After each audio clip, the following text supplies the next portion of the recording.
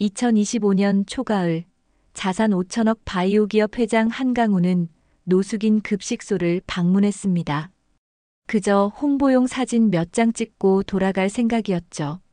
카메라 셔터 소리가 멎은 순간 감사합니다. 그의 시선은 한 사람에게 박혔습니다. 낡은 자켓, 깡마른 얼굴, 그리고 왼손목의 흉터. 그 상처를 그는 너무도 잘 알고 있었죠. 12년 전 자신의 전처였으니까요. 그녀는 고개를 들지도 미소를 짓지도 않았습니다. 그저 조용히 그를 바라봤죠. 공기조차 멈춘 듯한 그 3초. 12년 전 이별의 순간이 그대로 되살아났습니다. 그녀는 왜 그 자리에 있었던 걸까요? 12년 전 그가 몰랐던 진실이 다시 그를 삼키기 시작했습니다. 이야기 시작하기 전에 구독과 좋아요는 무료니까 꼭 눌러주시고 댓글로도 응원해주세요. 영상을 만드는데 정말 큰 힘이 됩니다. 2025년 초가을이었습니다. 여의도 유리 건물 숲 사이로 선선한 바람이 불어왔죠. 63층 회장실 창가에서 한강우는 한강을 내려다보고 있었습니다. 60평생 처음으로 이런 행사에 참석하는 날이었어요. 노숙인 급식 봉사라니 평소에 강우라면 절대 하지 않을 일이었죠. 회장님, 출발 시간입니다. 비서 지호가 조심스럽게 문을 두드리며 들어왔습니다. 38의 젊은 비서였지만 강우 곁에서 일한 지 벌써 10년째였어요. 강우는 고개를 끄덕이며 넥타이를 고쳐맸습니다. 보도 자료는 준비됐지? 네, 이미 배포했습니다. 회장님 사회공헌 활동 강화 방침, 내년 상반기 기부재단 설립 계획까지 포함했어요. 강우는 짧게 웃음을 흘렸습니다. 웃음이라기보단 비웃음에 가까웠죠. 결국 다 홍보야. 기업 이미지 관리. 그래도 좋은 일 아니겠습니까? 지호가 조심스럽게 말했어요. 강우는 대답하지 않고 코트를 걸쳤습니다. 바이오 기업 한강테라의 회장으로서 자산 5천억 원 규모의 기업을 이끄는 사람으로서 그는 언제나 완벽해야 했어요. 표정도 말투도 행동도요. 절제된 몸짓, 빠른 결단, 차가운 이성. 그게 한강우라는 사람이었습니다. 차는 서울역 인근 복지센터 앞에 조용히 멈춰 섰습니다. 직원들이 일제히 허리를 숙였고 사진 기자들이 플래시를 터뜨렸죠. 강우는 무표정한 얼굴로 차에서 내렸어요. 회장님, 이쪽으로 부탁드립니다. 홍보팀 직원이 웃으며 안내했습니다. 강우는 짧게 손을 들어 인사했어요. 짧게 하자. 스케줄 빡빡해. 네, 알겠습니다. 센터 안으로 들어서자 국물 냄새가 진하게 코를 찔렀습니다. 된장찌개였어요. 테이블마다 사람들이 앉아 조용히 고개를 숙이고 식사를 하고 있었죠. 낡은 옷, 구겨진 얼굴, 피곤한 눈빛들. 강우는 직원이 건넨 앞치마를 받아두르며 속으로 생각했습니다. 얼마나 걸릴까? 30분? 사진 몇 장 찍고 나가면 되겠지. 배식대 앞에 섰습니다. 직원이 국자를 건넸어요. 강우는 기계적으로 그릇에 국을 담았습니다. 한 그릇, 두 그릇, 세 그릇. 사람들은 고개도 들지 않고 그릇을 받아갔죠. 그때였습니다. 국자를 들어 올리는 순간 문득 이상한 기분이 들었어요. 국물에서 피어오르는 김 그 속에 섞인 된장 냄새가 갑자기 강우의 기억을 건드렸습니다. 이 냄새 왜 익숙하지? 손이 잠깐 멈췄어요. 12년 전, 아니 정확히는 2013년 가을이었죠. 아버지가 쓰러지던 날 병원 복도에서 맡았던 그 냄새. 소독약과 국 냄새가 섞인 묘하게 쓸쓸한 그 냄새요. 강우는 고개를 저으며 다시 국을 떴습니다. 과거는 과거일 뿐이에요. 지금은 2025년 그는 회장이고 이건 그저 봉사활동일 뿐이었죠. 다음 분. 목소리를 낮게 깔며 말했습니다.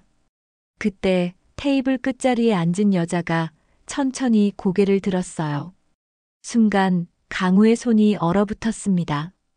야윈 얼굴이었어요. 광대뼈가 도드라지고 입술은 갈라져 있었죠. 하지만 왼쪽 눈가에 있는 작은 점 하나가 강우의 시선을 사로잡았습니다. 그 점을 강우는 알고 있었어요. 아주 잘요. 설마. 여자가 수저를 들어 올렸습니다. 그 순간 손목에 얇은 흉터가 스쳤어요. 가늘고 긴 흉터. 수술 자국 같았죠. 강우의 심장이 한 번 크게 쿵 하고 울렸습니다.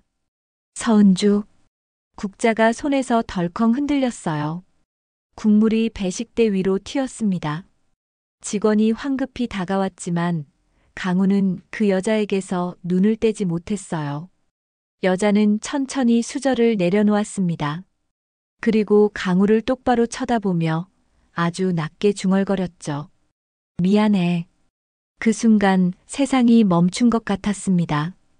강우는 그릇을 떨어뜨렸어요. 쨍그랑. 도자기가 바닥에 깨지는 소리가 센터 안을 울렸습니다. 모두가 일제히 고개를 돌렸죠. 은주야. 목소리가 터져 나왔습니다.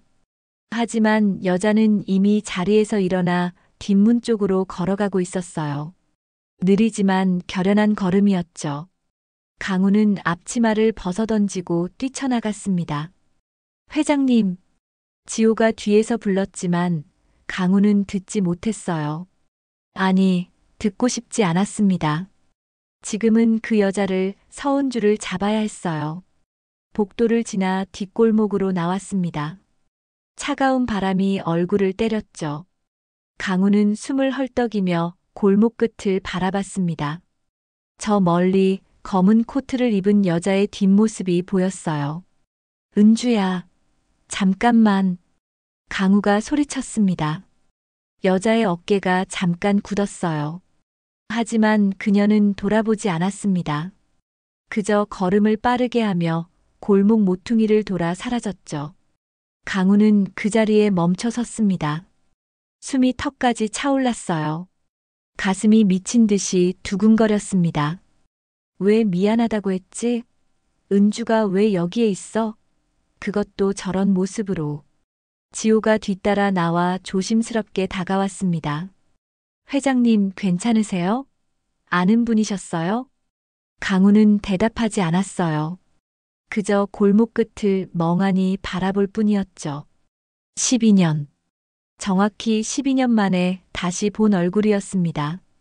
2013년 봄 이혼 서류에 도장을 찍던 그날 이후로요. 그날 은주는 아무 말도 하지 않았어요. 그저 조용히 짐을 챙겨 집을 나갔죠. 강우도 묻지 않았습니다. 횡령 의혹, 보험 사기 제보 서류, 그 모든 것이 증거처럼 책상 위에 쌓여 있었으니까요. 재무이사 박도환이 직접 가져온 파일들이었어요.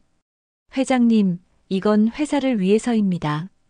사모님을 믿고 싶으시겠지만 증거가 명확합니다. 박도환의 목소리가 귓가에 맴돌았어요. 강우는 그때 무엇을 선택했을까요? 아내를 믿는 것? 아니면 회사를 지키는 것? 결국 그는 후자를 선택했습니다. 회사를 위해서, 아버지를 위해서, 그리고 무엇보다 자신을 위해서요. 하지만 오늘 서울역 급식소에서 은주를 다시 만났어요. 야위고 지치고 초라한 모습으로요. 그리고 그녀가 남긴 한마디. 미안해. 왜? 무엇이 미안하다는 걸까? 횡령을 해서? 아니면 다른 이유가 있는 걸까?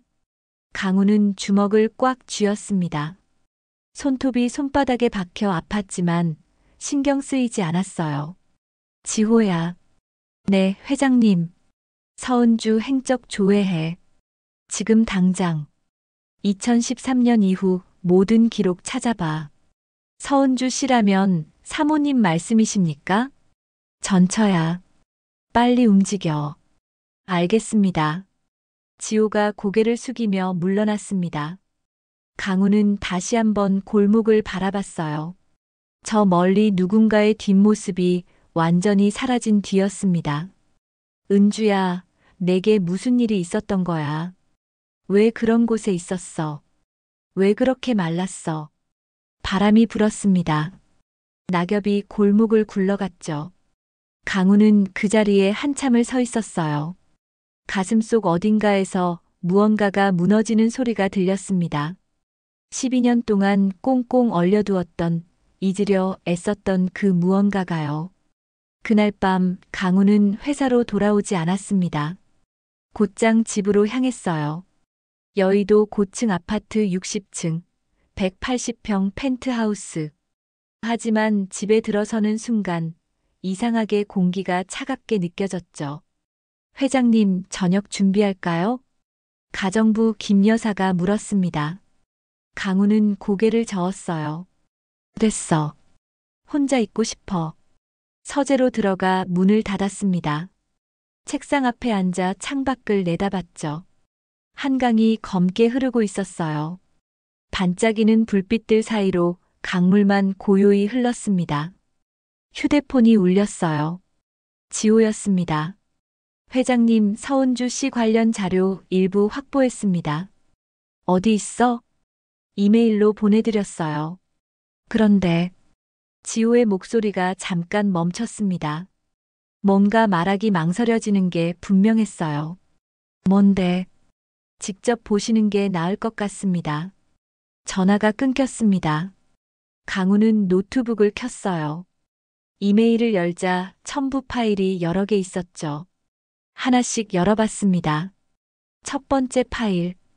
2013년 4월 이혼 기록. 협의 이혼이었어요. 재산 분할 없음. 위자료 없음.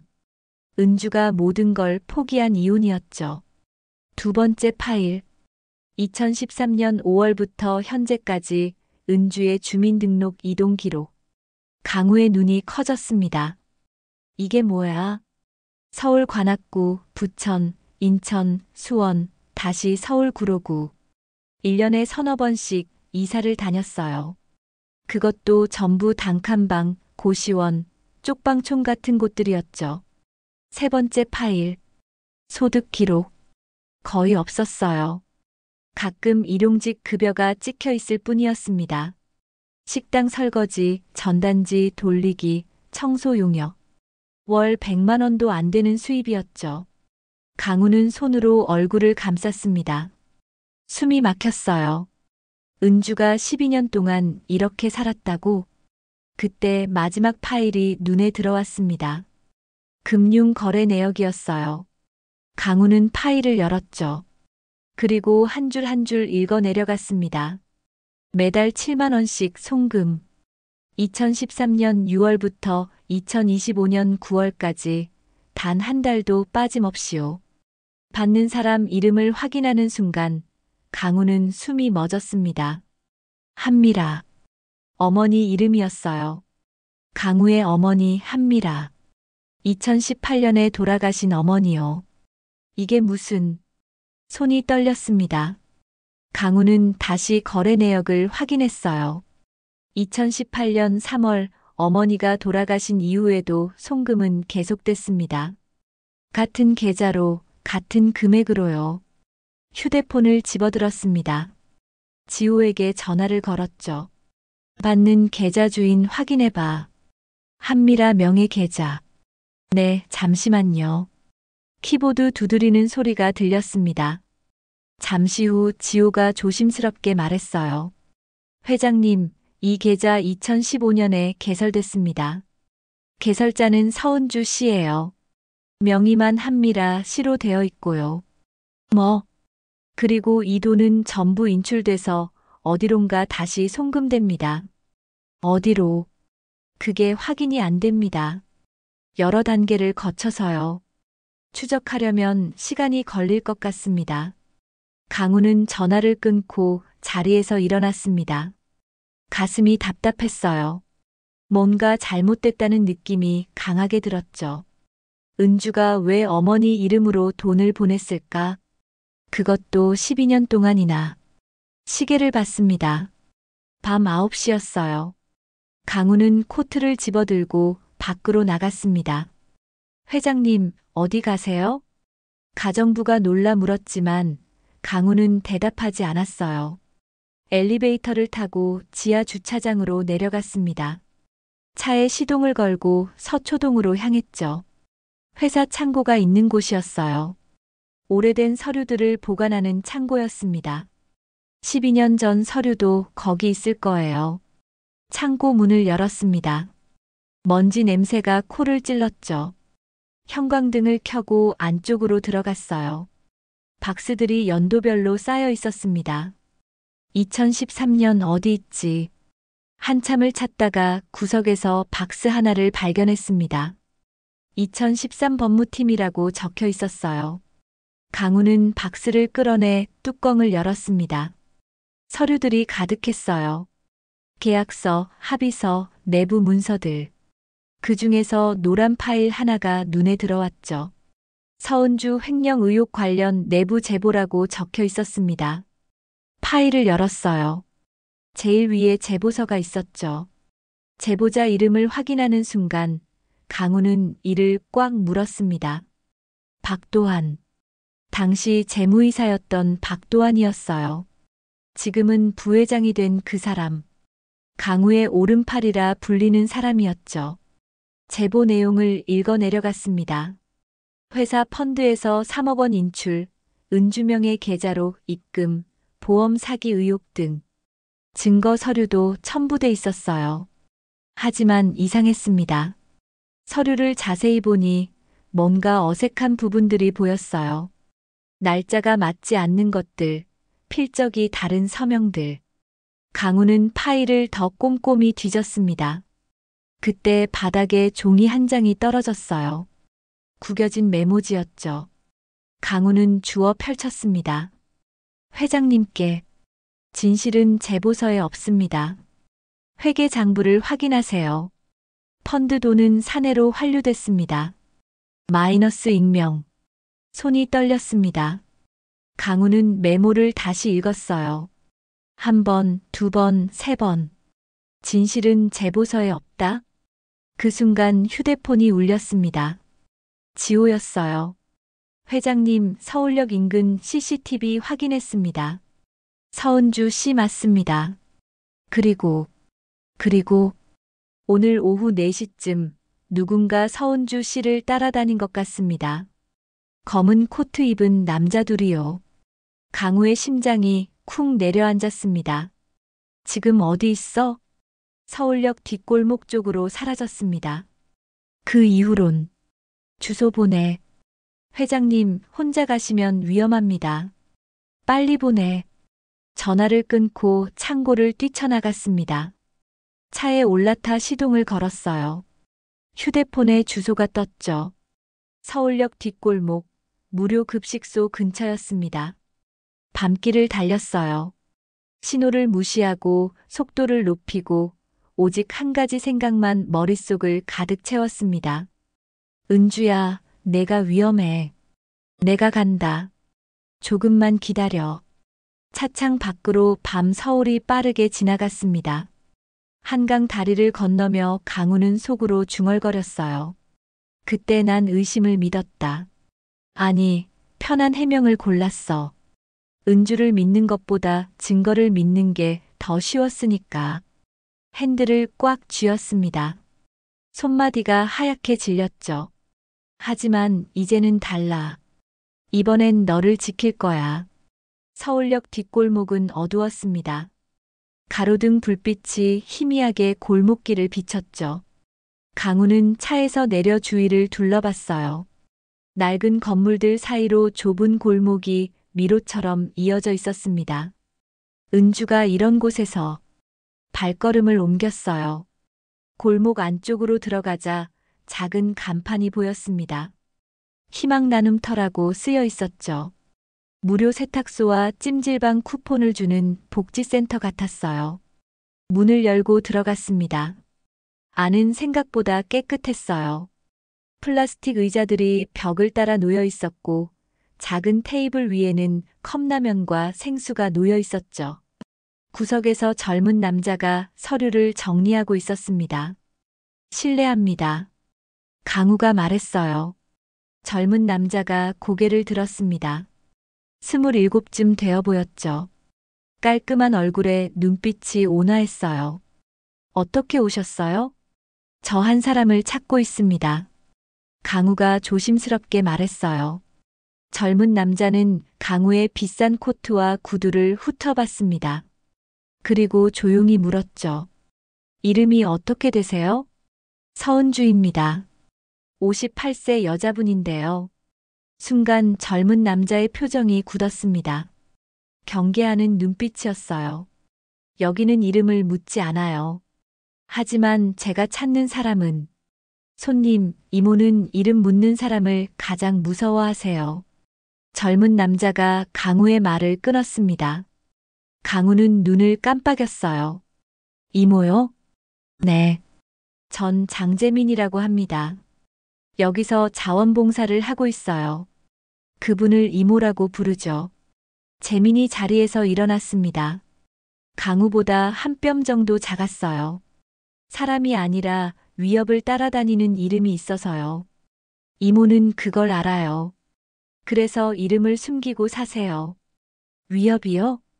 강우의 목소리가 낮아졌습니다. 재민은 창문 쪽을 힐끗 봤어요. 그리고 더 낮은 목소리로 말했죠. 손님도 조심하세요. 요즘 골목에 수상한 사람들이 많아요. 그때였습니다. 문이 열리는 소리가 들렸어요. 강우와 재민이 동시에 고개를 돌렸죠. 검은 코트를 입은 남자 둘이 들어왔습니다. 냉랭한 얼굴이었어요. 한 명은 머리를 짧게 깎았고 다른 한 명은 선글라스를 끼고 있었죠. 밤인데도요.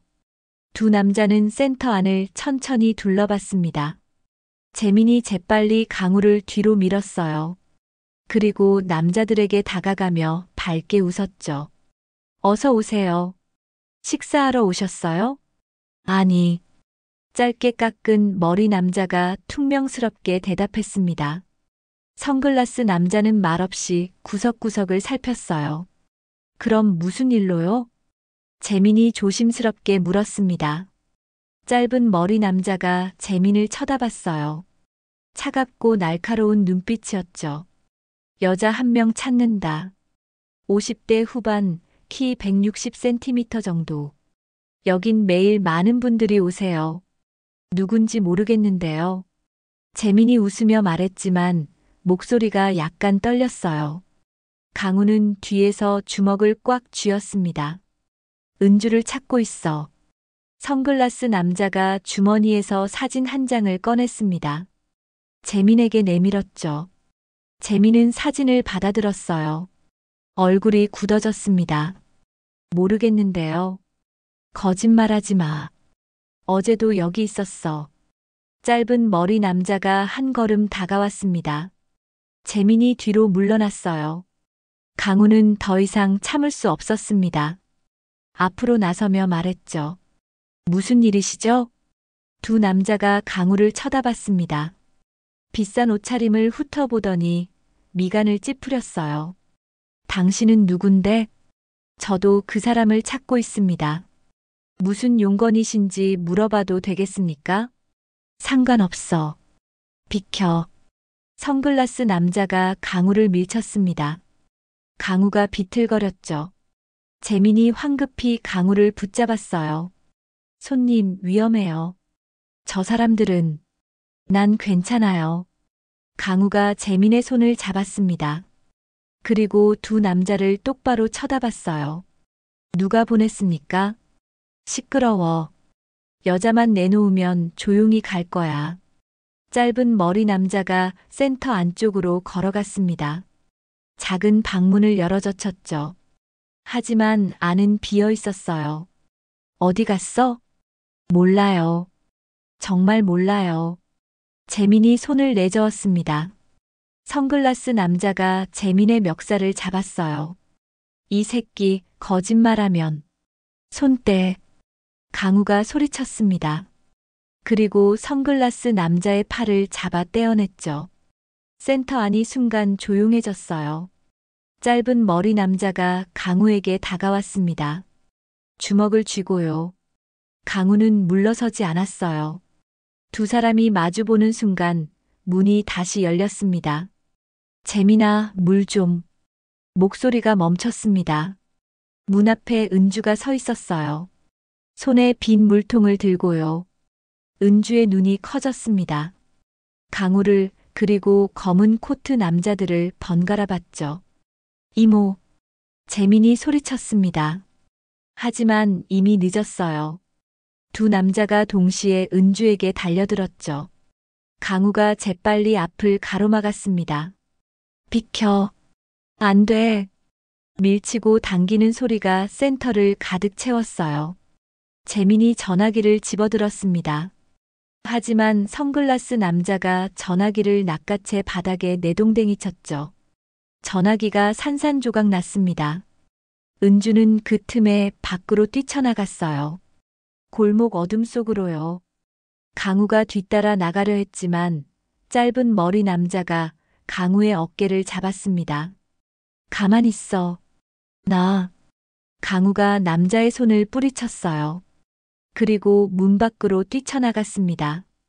골목은 칠흑 같았어요. 은주의 모습은 보이지 않았죠. 은주야. 강우가 소리쳤습니다. 메아리만 돌아왔어요. 발소리가 들렸습니다. 저 멀리 골목 끝에서요. 강우는 그쪽으로 달렸어요. 코트가 바람에 펄럭였습니다. 숨이 턱까지 찼죠. 하지만 멈출 수 없었어요. 골목을 돌아 또 다른 골목으로, 계단을 내려가 또 다른 계단으로. 미로 같은 뒷골목이었습니다. 그리고 마침내 막다른 골목 끝에서 은주를 발견했어요.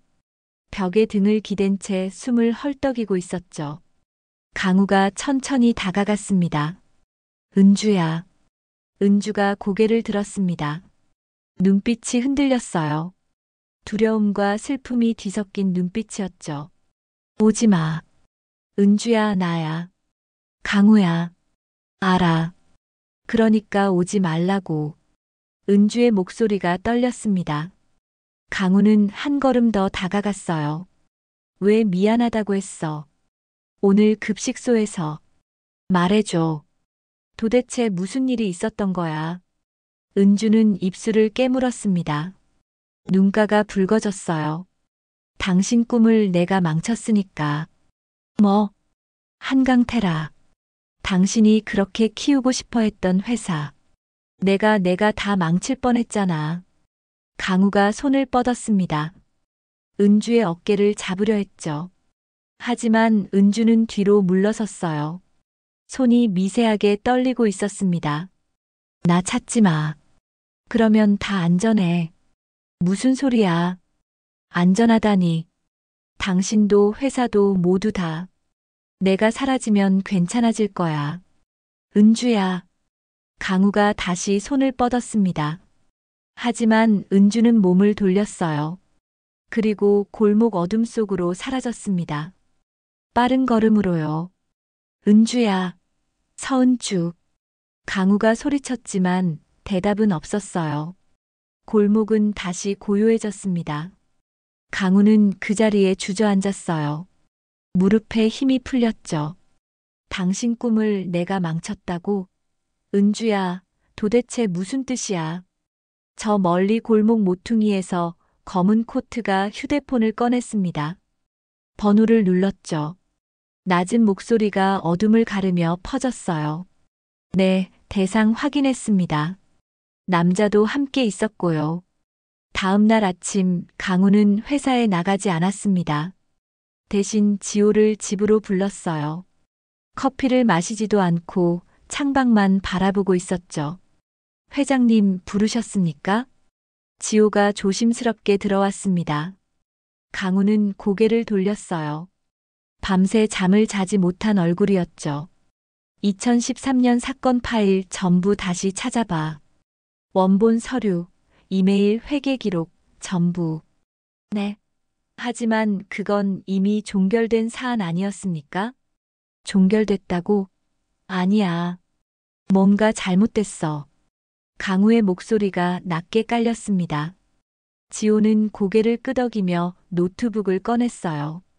어디서부터 시작할까요? 제보 문서 원본. 메타데이터 확인해봐. 누가 작성했는지, 언제 수정했는지. 알겠습니다.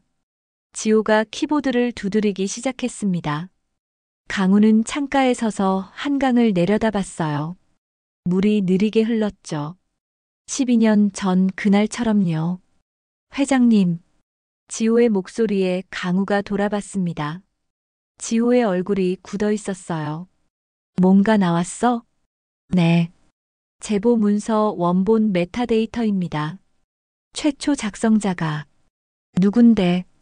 박도환 부회장입니다. 강우의 주먹이 꽉 쥐어졌습니다. 지호가 화면을 돌려 보여줬어요. 문서 속성에 선명하게 적혀 있었죠. 작성자 박도환. 작성일 2013년 3월 18일. 계속 파봐. 금액 흐름도 추적해. 네. 1시간이 지났습니다. 지호가 다시 입을 열었어요. 회장님 이상합니다. 뭐가? 2013년 당시 문제가 됐던 3억 원 서은주 씨 계좌로 입금됐다가 바로 인출됐다고 되어 있는데요. 그래. 그 돈이 다시 회사 펀드로 환류됐습니다. 정확히 48시간 후에요. 강우가 화면 앞으로 다가갔습니다. 눈을 가늘게 뜨고 거래 내역을 봤어요. 지호의 말이 맞았죠. 돈은 은주 계좌를 거쳐 다시 회사로 돌아왔습니다. 이게 무슨... 누군가 일부러 서은주 씨 계좌를 경유시킨 것 같습니다. 마치 횡령한 것처럼 보이게요. 강우는 의자에 주저앉았습니다. 머리가 지끈거렸어요. 도안이가 은주를 함정에 빠뜨렸다는 거야? 확실하지는 않습니다만 정황상. 강우는 눈을 감았습니다. 2013년 그때가 떠올랐어요.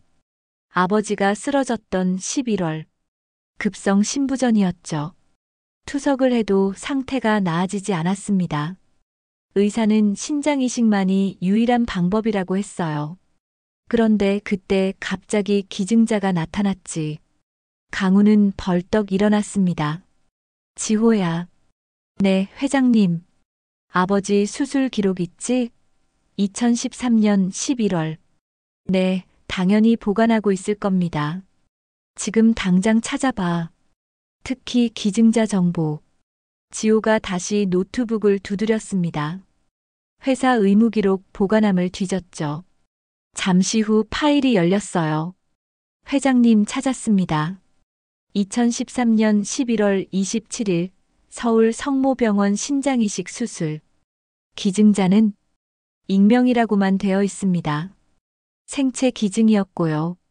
강우는 화면을 가까이 들여다봤습니다. 기증자란에는 대부분이 가려져 있었어요. 개인정보 보호 때문이었죠. 하지만 몇 가지 정보는 남아 있었습니다. 기증자 익명, 나이 46세, 성별 여, 혈액형 A형 RH 양성. 강우의 손이 떨렸습니다. 은주 혈액형이 A형 RH 양성입니다. 2013년에 은주 나이가 46세였습니다. 강우는 숨이 막혔습니다. 하지만 확신할 수는 없었어요. 혈액형과 나이만으로는 부족했죠. 병원에 간다. 네. 지금요? 당장. 차는 빠르게 서울 성모병원으로 향했습니다. 강우는 창밖을 보며 속으로 되뇌었어요. 설마 은주가... 아니야. 그럴 리 없어. 확인해야 해. 병원에 도착했습니다. 강우는 원무과로 곧장 갔어요. 2013년 11월 27일 신장이식 수술 받으신 환자 보호자입니다. 당시 수술 기록 열람하고 싶은데요. 직원이 신분증을 확인하고 고개를 끄덕였습니다. 잠시만 기다리세요.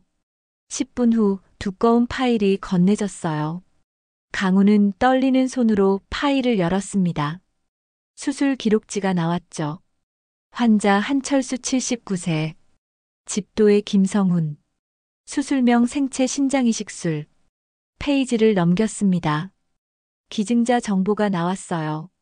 대부분 가려져 있었지만 한 줄이 눈에 들어왔습니다. 수술 부위 좌측 복부 15cm 절개. 수술 후 관리 수행 라인 좌측 손목. 강우의 손에서 파일이 떨어질 뻔했습니다. 지호가 황급히 붙잡았어요. 회장님, 왼쪽 복부 왼쪽 손목. 어제 본 은주의 손목이 떠올랐습니다. 얇은 흉터. 수액 라인 자국 같았던 그 흉터요. 혹시 기증자 신원 확인할 방법 없을까요? 지호가 직원에게 물었습니다. 직원은 고개를 저었어요. 익명 기증은 어떤 경우에도 신원을 밝힐 수 없습니다. 법으로 보호받고 있어요. 강우는 파일을 다시 들여다봤습니다. 다른 정보는 없을까? 페이지를 한 장 한 장 넘겼죠. 그때 제일 마지막 장에 작은 메모가 붙어 있었어요. 기증자 특이사항 수술 직후 조기 퇴원 요청. 회복 불충분 상태임에도 강력히 주장.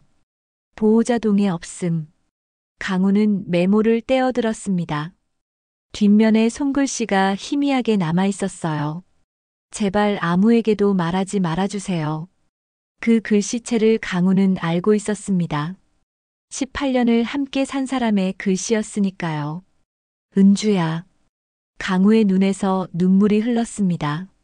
지호가 놀라 강우를 붙잡았어요. 회장님 괜찮으세요? 괜찮을 리가 없지. 은주가 아버지를 살렸어. 그리고 아무 말 없이 떠났어. 그럼 횡령 의혹은 전부 거짓이야. 누군가 은주를 몰아낸 거야. 그리고 난 그걸 믿었어. 강우는 파일을 꼭 안았습니다. 가슴이 찢어지는 것 같았어요. 병원을 나와 강우는 다시 서울역 뒷골목으로 향했습니다. 희망 나눔터 문을 열었죠. 재민이 놀라 일어났어요. 어제 그분, 은주 어디 있어? 모릅니다. 어제 이후로 안 오셨어요. 제발 어디 있는지 알려줘. 강우의 목소리가 떨렸습니다. 재민은 강우의 붉어진 눈을 보고 잠시 망설이다가 말했어요. 가끔 남산 쪽 공원에 계세요. 아침 일찍요. 강우는 고개를 끄덕이고 밖으로 뛰쳐나갔습니다. 남산으로 차를 몰았죠.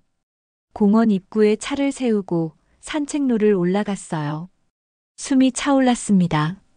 하지만 멈출 수 없었어요. 벤치마다 사람들을 확인했죠. 그리고 마침내 나무 아래 벤치에서 은주를 발견했습니다. 등을 구부린 채 앉아 있었어요. 강우는 천천히 다가가 은주 앞에 무릎을 꿇었습니다. 은주야. 은주가 놀라 고개를 들었어요. 강우를 보고 눈이 커졌죠. 왜 말 안 했어? 아버지를 살린 게 너였어. 왜 말 안 했냐고. 강우의 목소리가 떨렸습니다. 은주는 고개를 돌렸어요. 어떻게? 병원 기록 봤어. 2013년 11월 27일. 46세 여성 익명 기증자. 왼쪽 복부 수술 흉터. 왼쪽 손목 수액 라인. 은주의 입술이 파르르 떨렸습니다. 왜 말 안 했어? 그리고 왜 이혼을 한 거야? 당신 회사 상장 앞두고 있었잖아요. 횡령, 배임, 온갖 의혹이 회장 부인한테 쏟아지는데 그 상태로 어떻게 상장을 해요? 투자자들이 믿겠어요? 언론에서 가만히 있겠어요? 그래서 제가 조용히 사라지기로 한 거예요. 이혼하고 모든 걸 제 탓으로 만들면 당신이랑 회사는 살 수 있으니까요. 어떻게? 그렇게 해야 당신이 산다고 믿었어요. 회사도 당신 꿈도 전부 지킬 수 있다고. 눈물이 은주의 뺨을 타고 흘렀습니다. 강우도 울고 있었어요. 미안해. 은주야, 정말 미안해. 난 너를 의심했어. 괜찮아요. 괜찮을 리가 없잖아. 그때였습니다. 검은 코트 남자들이 나무 뒤에서 나타났어요. 재빨리 은주를 둘러쌌죠. 서은주 씨, 우리랑 가시죠. 재민이 어디선가 뛰어와 앞을 막아섰습니다. 이모는 못 데려가요. 애송이 비켜. 난투가 벌어졌습니다. 재민의 입가에서 피가 흘렀어요. 강우가 일어나 남자를 밀쳤지만 더 많은 사람들이 나타났습니다. 강우야. 은주가 끌려가며 소리쳤어요. 절대 따라오지 마. 위험해. 은주야. 강우가 뛰어가려 했지만 누군가 강우를 붙잡았습니다. 은주는 차에 실려 사라졌어요. 강우는 바닥에 주저앉았습니다. 그때 뭔가 발밑에 떨어져 있었어요. 명함이었죠. 주워들었습니다. 한강테라 부회장 박도환. 다음 날 아침 6시 강우의 휴대폰이 미친 듯이 울렸습니다. 잠도 자지 못하고 소파에 앉아있던 강우가 전화를 받았어요. 회장님, 큰일 났습니다. 지호의 다급한 목소리였죠. 무슨 일이야? 인터넷에 기사가 떴어요. 회장님과 전처 스캔들이요. 지금 포털 사이트 실시간 검색어 1위입니다. 강우는 노트북을 켰습니다. 화면에 기사 제목들이 줄줄이 떴어요. 한강테라 한강우 회장, 12년 만에 전처와 재회, 횡령 의혹 전처, 노숙인 신세로 전락 5천억 자산가에 숨겨진 과거. 기사를 클릭했습니다. 어제 남산공원에서 찍힌 사진이었어요. 강우가 은주 앞에 무릎 꿇고 있는 모습, 눈물 흘리는 모습까지 선명했죠. 누가 찍은 거야? 모릅니다. 하지만 각도로 봐서는 누군가 의도적으로 따라다닌 것 같습니다. 강우는 주먹을 쥐었습니다. 댓글창을 내렸어요. 악플들이 폭포처럼 쏟아지고 있었죠. 역시 재벌은 다르네. 횡령범이랑 눈물의 재회라니. 회사 돈 횡령한 여자랑 아직도 미련 있나? 주주들 생각은 안 하나. 주가 폭락이다. 강우는 노트북을 닫았습니다. 지호야, 주가는 개장하자마자 하한가 직행입니다. 거래량도 폭발적이고요. 이사회는 박도환 부회장이 긴급 소집했습니다. 오전 10시요. 강우는 시계를 봤습니다. 7시였어요. 3시간 남았죠. 알았어. 나간다. 전화를 끊고 옷을 갈아입었습니다. 검은 양복에 넥타이를 맸어요. 거울을 보니 눈 아래 다크서클이 짙었습니다. 은주, 넌 지금 어디 있니? 괜찮니? 회사로 향했습니다. 로비에 들어서자 직원들이 수군거렸어요. 강우를 보고는 고개를 숙이며 피했죠. 엘리베이터를 타고 63층으로 올라갔습니다. 회의실 문을 열었습니다. 이사들이 이미 다 모여 있었어요. 제일 위쪽 자리에 박도환이 앉아 있었죠. 미소를 띠고 있었습니다. 회장님 오셨습니까? 앉으시죠. 강우는 자리에 앉았습니다. 이사들의 시선이 따가웠어요. 긴급 이사회를 소집한 이유가 뭔가. 강우가 먼저 입을 열었습니다. 박도환이 서류를 펼쳤어요. 회장님도 아시다시피 오늘 아침 좋지 않은 기사가 났습니다. 회사 주가가 심각하게 타격을 받았고요. 그래서 이사회 의견을 모았습니다. 회장님께서 당분간 직무에서 물러나시는 게 좋겠다고요. 회의실이 조용해졌습니다. 강우는 박도환을 똑바로 쳐다봤어요. 직무정지? 네. 회사를 위해서입니다. 회장님. 도환, 내가 했지. 네. 기사, 사진. 전부 내가 흘린 거야. 박도환이 웃었습니다. 차갑게요. 증거라도 있으십니까? 2013년 제보 서류. 메타데이터 확인했어. 최초 작성자가 너야. 이사들이 웅성거렸습니다. 박도환의 표정이 살짝 굳었어요. 하지만 금방 미소를 되찾았죠. 회장님, 그게 사실이라면 명예훼손입니다. 아니라면 망상이고요. 망상? 네. 회장님께서 요즘 과거에 집착하시는 것 같습니다. 회사 경영에도 소홀하시고요. 그래서 이사회가 결정을 내린 겁니다. 박도환이 손을 들었습니다. 한 명씩 이사들이 손을 들기 시작했어요. 10명 중 8명이 손을 들었죠. 과반수 찬성입니다. 회장님, 한 달간 직무정지 처분을 내리겠습니다. 강우는 웃었습니다. 허탈하게요. 은주는 어디 있어? 네. 서은주. 어디 있냐고. 박도환이 의자에 기댔습니다. 모르겠는데요. 거짓말하지 마. 내 부하들이 데려갔어. 회장님. 박도환이 목소리를 낮췄습니다. 그 여자는 안전할 겁니다. 회장님께서 협조만 하신다면요. 협조? 조용히 물러나세요. 한 달 후에 다시 복귀하시면 됩니다. 그때쯤이면 모든 게 정리될 테니까요. 정리? 무슨 정리? 회장님이 알 필요 없는 일입니다. 강우는 자리에서 일어났습니다. 박도환을 내려다봤어요. 은주한테 손 떼면 죽여버린다. 회장님, 협박은 곤란합니다. 협박이 아니야. 경고야. 강우는 회의실을 나왔습니다. 복도를 걸어 엘리베이터를 탔죠. 로비로 내려왔을 때 누군가 강우를 불렀습니다. 여보. 돌아보니 윤세연이었습니다. 강우의 부인이었어요. 2년 전 재혼한 45의 우아한 여자였죠. 하지만 오늘은 표정이 차가웠습니다. 기사 봤어요. 실망했어요. 과거를 정리하셨다고 믿었는데.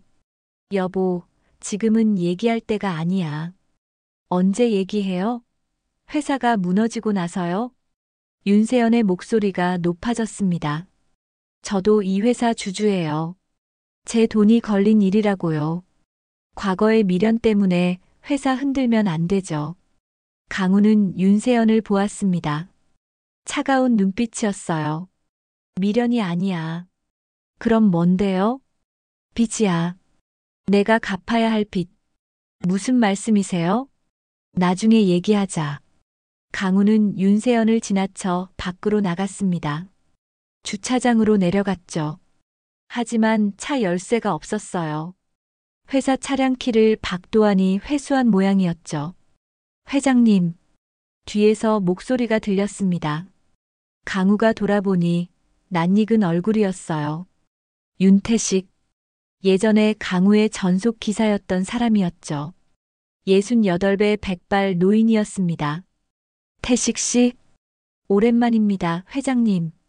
여긴 어쩐 일이세요? 뉴스 봤습니다. 회장님이 위험하시다는 걸 알았어요. 태식 씨가 어떻게? 윤태식이 차 키를 내밀었습니다. 2013년 서은주 씨가 떠나시기 전에 제게 부탁하신 게 있습니다. 은주가요? 네. 제게 이렇게 말씀하셨어요. 언젠가 회장님이 혼자가 되시는 날이 올 겁니다. 회사도 사람도 다 등을 돌리는 날이요. 그때 태식 씨만은 회장님 곁에 있어주세요. 강우의 눈이 뜨거워졌습니다. 은주가. 그때 벌써. 예. 서은주 씨는 다 알고 계셨습니다. 이런 날이 올 거라고요. 그래서 제게 당부하셨죠. 회장님을 지켜드리라고. 윤태식이 낡은 그랜저를 가리켰습니다. 타세요. 제가 모시겠습니다. 차는 서울역 뒷골목으로 향했습니다. 윤태식이 희망나눔터 앞에 차를 세웠어요. 강우가 차에서 내리자 재민이 센터 문 앞에 서 있었죠. 얼굴에 멍이 들어 있었어요. 어제 싸움의 흔적이었습니다. 회장님. 재민이 달려왔습니다. 강우를 붙잡았어요. 이모 찾으셨어요? 아니. 너도 모르지? 내 어제 이후로 연락이 안 돼요. 걱정돼서 미칠 것 같아요. 재민의 목소리가 떨렸습니다. 강우는 재민의 어깨를 잡았어요. 같이 찾자. 반드시 찾을 거야. 윤태식이 다가왔습니다. 재민 씨, 서은주 씨가 자주 가던 곳이 어디 있습니까? 공원이랑 여기밖에 없어요. 이모는 숨어 다니듯 사셨거든요. 왜 숨어 다녔을까? 강우가 중얼거렸습니다. 재민이 센터 안으로 들어가며 말했어요. 이모 짐이 여기 있어요. 혹시 단서가 있을지도 몰라요. 세 사람은 센터 안쪽 작은 방으로 들어갔습니다. 낡은 가방 하나가 구석에 놓여 있었어요. 재민이 가방을 열었죠. 옷 몇 벌, 낡은 지갑, 그리고 작은 공책 하나가 나왔습니다. 이게 뭐지? 강우가 공책을 펼쳤습니다. 숫자들이 빼곡히 적혀 있었어요. 날짜와 금액이었죠. 2013년 6월 마이너스 7만 원, 2013년 7월 마이너스 7만 원, 2013년 8월 마이너스 7만 원. 계속 이어졌습니다. 2025년 9월까지요. 단 한 달도 빠짐없이 7만 원이 적혀 있었어요. 이게 뭐야? 회장님, 이거 송금 기록 아닙니까? 윤태식이 말했습니다. 강우는 고개를 끄덕였어요. 지호가 조사했던 그 7만 원이었죠. 은주가 12년 동안 누군가에게 돈을 보냈어. 누구한테요? 재민이 물었습니다. 강우는 공책 뒷장을 넘겼어요. 주소가 하나 적혀 있었죠. 경기도 파주시 조리읍 마이너스 영면의 집. 영면의 집? 납골당입니다. 윤태식이 조용히 말했습니다. 납골당에 돈을 보냈다고? 분향소 관리비나 제사 비용 아닐까요? 세 사람은 서로를 바라봤습니다. 강우가 일어섰어요. 거기 가보자. 지금요? 지금 당장. 차에 올라탔습니다. 윤태식이 내비게이션에 주소를 입력했어요. 파주까지 1시간 거리였죠. 차는 빠르게 고속도로로 진입했습니다. 재민이 뒷좌석에서 조용히 말했어요. 회장님, 제가 아는 게 있어요. 강우가 고개를 돌렸습니다. 뭔데? 이모가 저한테 한번 말씀하신 적 있어요. 자기가 평생 갚아야 할 빚이 있다고. 빚? 네. 누군가의 목숨을 살리지 못한 빚이라고요. 강우의 가슴이 철렁 내려앉았습니다. 누구 얘기야? 모르겠어요. 이모는 그 이야기만 하시고 울으셨어요. 차 안이 조용해졌습니다. 1시간 후 영면의 집에 도착했어요. 작은 납골당이었죠. 관리인이 나와 세 사람을 맞았습니다. 어떻게 오셨습니까? 서은주라는 분이 여기 비용을 보내고 있는데요. 아, 네. 알고 있습니다. 관리인이 고개를 끄덕였어요. 어느 분 납골함입니까? 장미선 씨요. 2013년에 돌아가셨죠. 장미선? 재민이 그 이름을 듣고 얼굴이 새하얗게 변했습니다. 몸이 휘청거렸어요. 강우가 재민을 붙잡았죠. 괜찮아? 엄마 제 엄마 이름이에요. 뭐? 장미선. 제 엄마예요. 강우의 머릿속이 복잡해졌습니다. 재민의 어머니? 2013년에 돌아가신? 재민아, 내 엄마가 어떻게 돌아가셨어? 회사에서 사고로. 재민이 눈물을 흘리며 말했습니다. 한강테라 연구소에서 일하셨어요. 임상실험 준비하다가 화학물질 사고로 돌아가셨어요. 강우는 숨이 멎었습니다. 2013년? 네.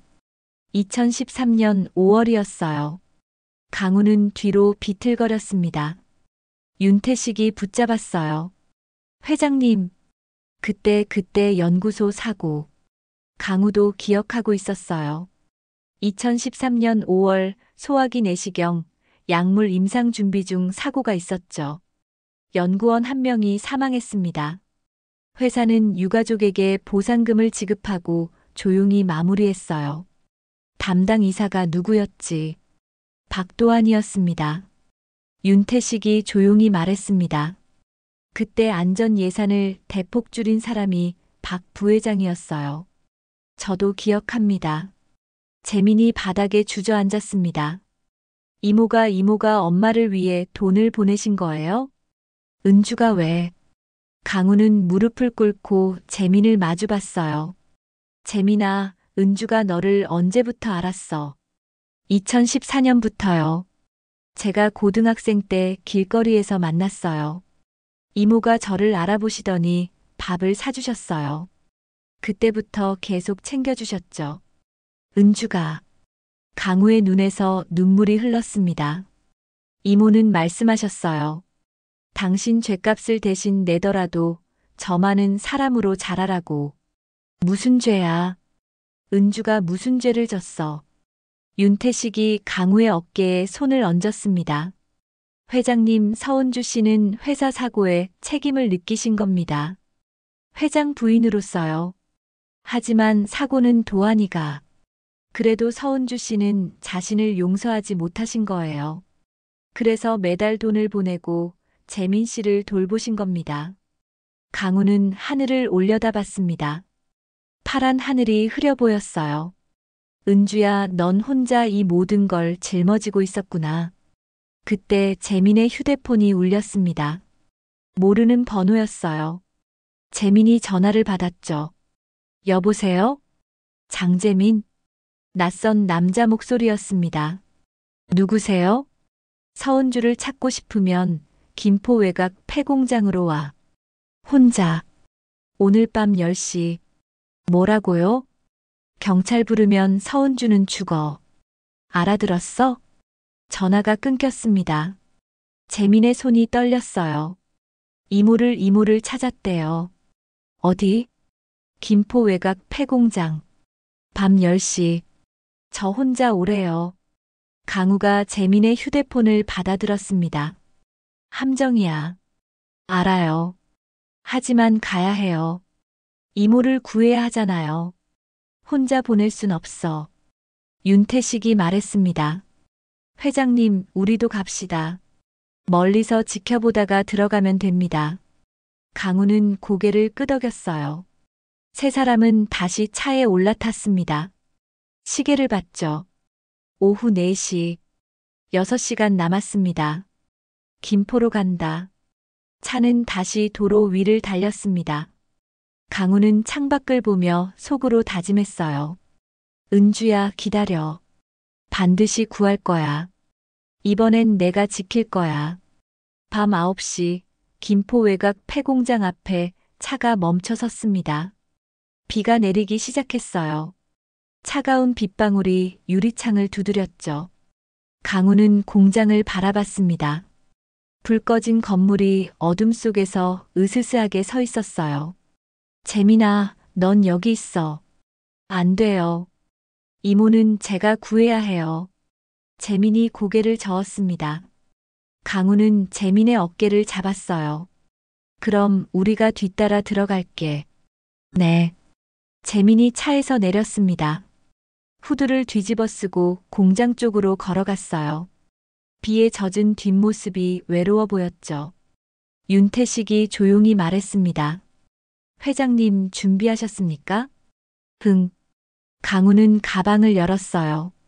노트북과 외장하드가 들어있었죠. 지호가 급히 보내준 자료들이었습니다. 2013년 원본 서버 백업 파일, 메타데이터, 회계장부, 안전예산 삭감 지시서.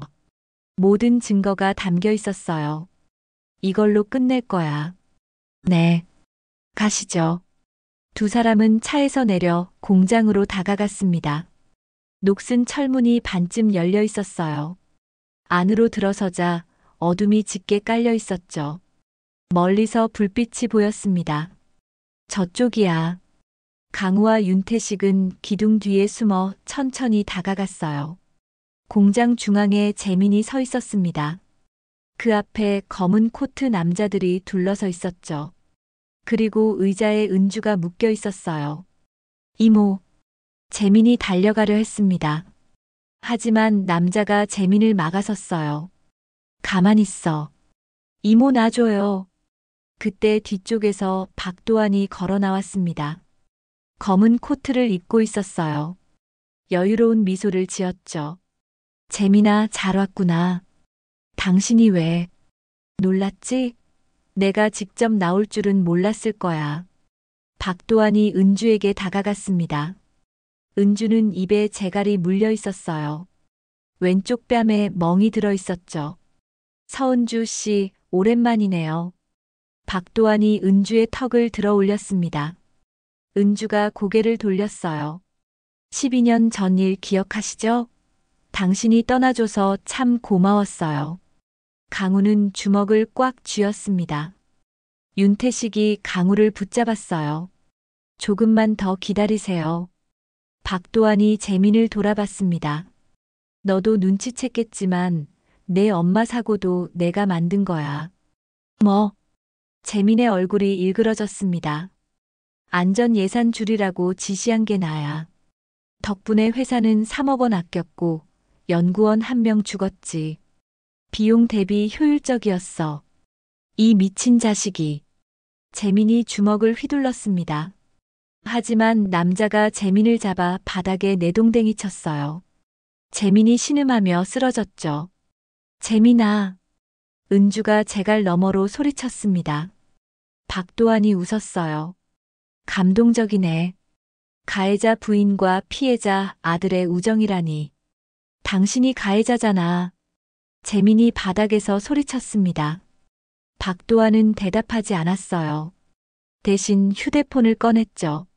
한강우한테 전화해봐. 어차피 따라왔을 테니까. 전화 안 해. 그래. 그럼 이모부터 정리할까? 박도환이 주머니에서 칼을 꺼냈습니다. 은주 쪽으로 다가갔어요. 강우는 더 이상 참을 수 없었습니다. 기둥 뒤에서 걸어 나왔죠. 도환아. 박도환이 고개를 돌렸습니다. 강우를 보고 활짝 웃었어요. 역시 왔군. 회장님. 은주한테서 손대. 오랜만에 보는 회장님 표정이네요. 무섭게 생기셨어요. 강우가 가방을 들어 올렸습니다. 여기 전부 있어. 내가 한 짓 전부. 뭐가 있는데요? 2013년 원본 서버 백업, 메타데이터, 회계장부, 안전예산 삭감 지시서. 박도환의 미소가 사라졌습니다. 그리고 내가 조작한 내부 제보 서류 원본도 있어. 작성자 박도환.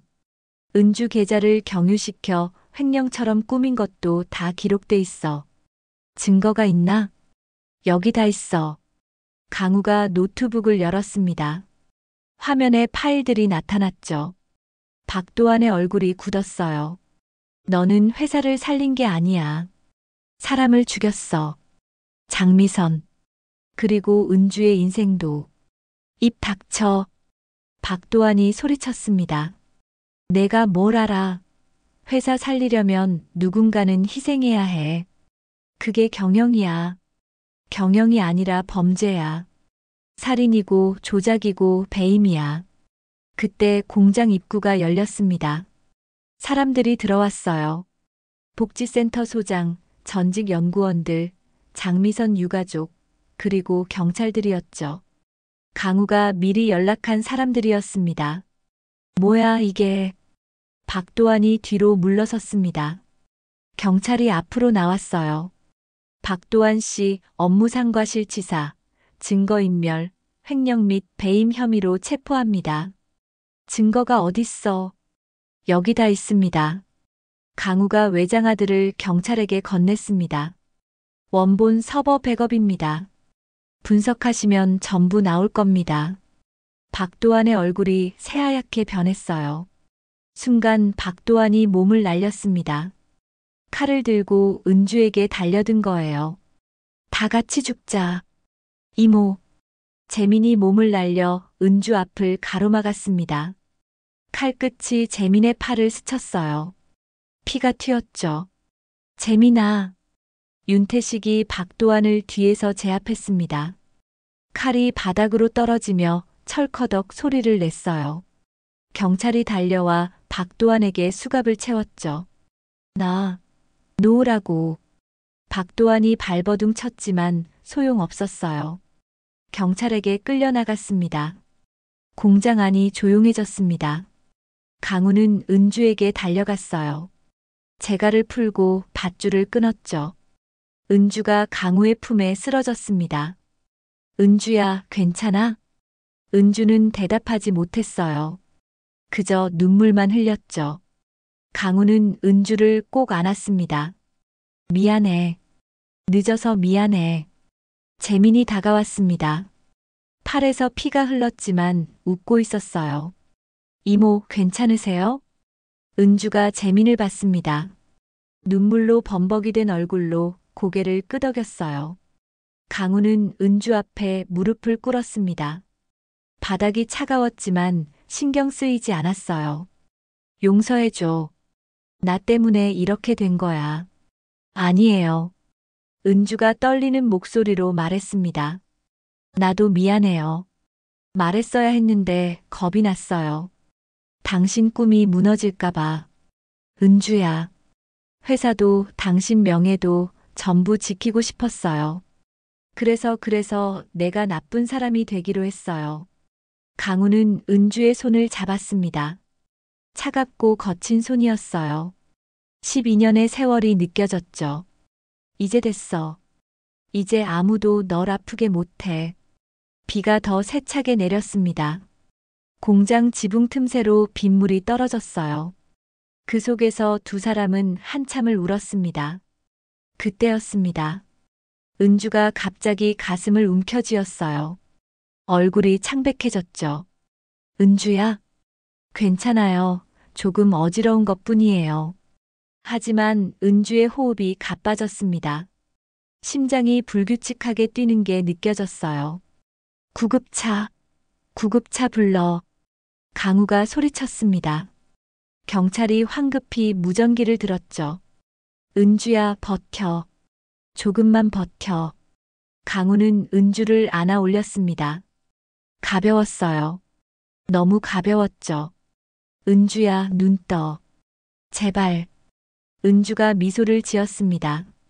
약하게요. 고마워요, 찾아와줘서. 이런 말 하지 마. 병원 가면 괜찮아질 거야. 밖에서 사이렌 소리가 들렸습니다. 한 달이 흘렀습니다. 가을이 깊어지고 있었어요. 서울역 인근 오래된 건물 하나가 새롭게 단장됐습니다. 은주의 집이라는 간판이 걸려 있었죠. 노숙인 여성들을 위한 보호센터였어요.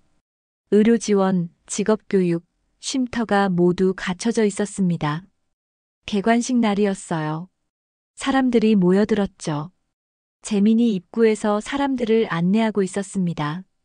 팔의 상처는 아물었지만 흉터가 남아 있었어요. 이모, 여기 앉으세요. 재민이 은주를 의자로 안내했습니다. 은주는 많이 좋아져 있었어요. 한 달간 병원 치료를 받고 영양을 보충하면서 얼굴에 생기가 돌았죠.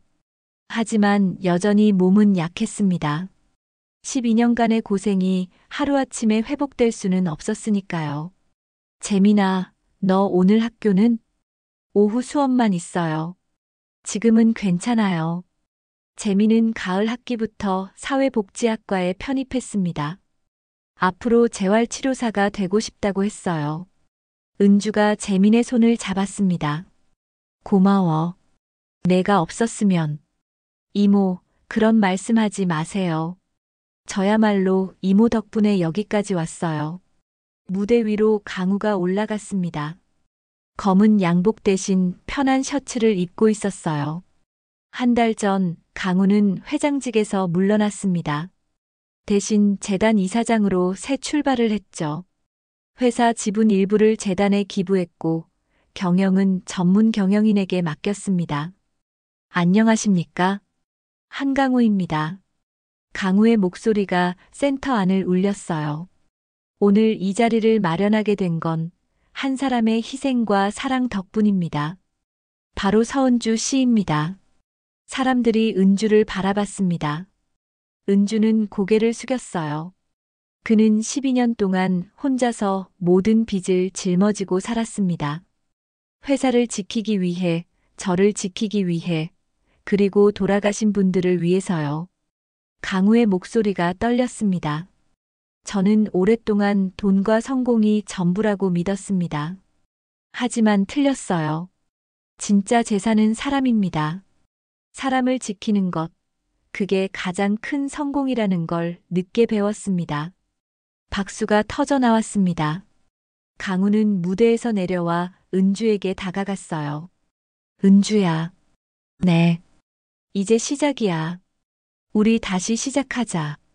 은주의 눈가에 눈물이 맺혔어요. 행사가 끝나고 복도는 한산해졌습니다. 강우와 은주가 나란히 서서 창밖을 바라보고 있었어요. 가을 햇살이 따뜻했죠. 강우야. 네. 세연 씨는 괜찮아? 강우는 잠시 침묵했습니다. 일주일 전 일이 떠올랐어요. 윤세연과 마지막으로 만났던 날이었죠. 카페에 마주 앉았을 때 세연이 먼저 말했습니다. 당신 그 사람한테 돌아가고 싶지? 세연아. 괜찮아. 알고 있었어. 당신이 날 보는 눈이랑 그 사람 보는 눈이 달랐거든. 세연은 웃고 있었지만 눈빛은 슬펐어요. 미안해. 미안할 것 없어. 우리 인연 좋았어. 당신도 날 위해 노력했고 나도 행복했어. 근데 이제는 놓아줘야 할 것 같아. 세연아. 당신한테 첫사랑이 있는 것처럼 나한테도 가야 할 길이 있어. 이혼하자. 깨끗하게. 세연이 서류를 내밀었습니다. 이혼 합의서였어요. 이미 서명이 되어 있었죠. 고마워, 강우 씨. 나를 진짜로 사랑하진 못했어도 존중해줘서. 세연은 일어나 가방을 들었습니다. 문 앞에서 한번 돌아봤어요. 행복해. 이번엔 제대로. 그렇게 세연은 떠났습니다. 강우는 한참을 그 자리에 앉아 있었죠. 세연이는 좋은 사람이야. 잘 정리했어. 강우가 은주에게 말했습니다. 은주가 강우의 손을 잡았어요. 미안해. 내 때문에. 아니야. 이게 맞는 거야. 세연도 알고 있었어. 우리 사이엔 사랑보다 동반자 관계가 더 컸다는 걸. 그래도 은주야. 강우가 은주를 마주봤습니다. 다시 시작할 수 있을까? 우리. 은주가 미소를 지었습니다.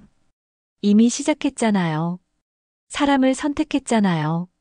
두 사람의 손끝이 조심스럽게 맞닿았습니다. 그때 윤태식이 차키를 들고 다가왔어요. 회장님, 아니 이사장님. 출발 준비됐습니다. 태식 씨, 이제 회장님은 아니에요. 제게는 평생 회장님이십니다. 윤태식이 웃었습니다. 그는 이제 센터 차량 기사로 일하고 있었어요. 자원봉사자이기도 했죠. 태식 씨도 고마워. 그때 없었으면. 괜찮습니다. 서은주 씨 부탁이었으니까요. 세 사람은 함께 주차장으로 향했습니다. 낡은 그랜저가 기다리고 있었어요. 강우는 차에 오르기 전 은주의 집을 다시 한번 바라봤습니다. 은주야, 여기 이름 왜 은주의 집이야? 미라의 집이든 희망의 집이든 다른 이름 지을 수도 있었잖아. 사람들이 기억했으면 좋겠어요. 뭘? 누군가의 희생으로 세워진 곳이라는 걸. 그래야 이곳이 진짜 의미를 갖는 것 같아요. 강우는 고개를 끄덕였습니다. 은주의 손을 꼭 잡았어요. 앞으로도 함께 갈 수 있을까? 물론이에요. 이젠 숨지 않을 거예요. 당신 옆에 당당히 설 거예요. 약속해줘. 약속해요. 차가 출발했습니다. 서울역 뒷골목을 빠져나가 큰 길로 향했어요. 강우는 창밖을 바라봤습니다. 유리 건물들이 햇빛을 반사하며 빛나고 있었죠. 하지만 그 아래 골목에도 사람들이 살아가고 있었습니다. 돈은 성벽을 높인다. 그러나 그 성벽 안에 사람이 없으면 우리는 빈털털이다. 강우는 은주를 바라봤습니다. 은주도 강우를 보고 있었어요. 두 사람은 웃었습니다. 오랜만에 진심으로요. 미안하다는 한마디가 용기가 되고 용서는 다시 살아보자는 약속이 된다. 차는 한강을 건넜습니다. 물결이 반짝였어요. 가을의 서울, 유리와 골목 사이에서 두 사람은 새로운 길을 걷기 시작했습니다. 가을의 서울, 유리와 골목 사이에서 나는 늦게 배웠다. 사람을 지키는 일, 그것이 가장 큰 재산임을. 재민이 센터 앞에서 손을 흔들고 있었습니다. 은주가 창문을 열어 손을 흔들어 답했어요. 이모, 내일 봐요. 그래, 내일 보자. 차가 모퉁이를 돌았습니다. 은주의 집이 점점 작아졌죠. 하지만 그곳에서 새로운 희망들이 자라나고 있었습니다. 잃어버린 사람들이 다시 일어서고 상처받은 마음들이 치유되는 곳이었어요. 강우는 은주의 어깨에 손을 얹었습니다. 피곤하지? 아니요. 괜찮아요. 저녁에 뭐 먹고 싶어? 된장찌개요. 12년 만에 당신이 끓여주는 된장찌개 먹고 싶어요. 그래, 끓여줄게. 정말요? 응. 이젠 내가 널 챙길 거야. 평생. 은주가 강우의 손을 꼭 잡았습니다. 따뜻했어요. 오랜 세월 동안 그리웠던 그 온기였죠. 해가 서쪽으로 기울고 있었습니다. 차는 조용히 저녁 노을 속으로 들어갔어요. 두 사람의 새로운 시작을 가을바람이 축복하듯 불어왔습니다. 오늘 이야기 마음에 와닿으셨나요? 혹시 다 들으셨다면 잘 들었습니다라는 한마디만 남겨주시면 큰 힘이 됩니다. 여러분의 하루에도 따뜻한 햇살 같은 순간들이 가득하길 바래요. 구독과 좋아요는 저에게 큰 힘이 됩니다. 다음 시간에는 더 깊고 감동적인 이야기로 찾아뵙겠습니다. 오늘도 함께 해주셔서 감사합니다.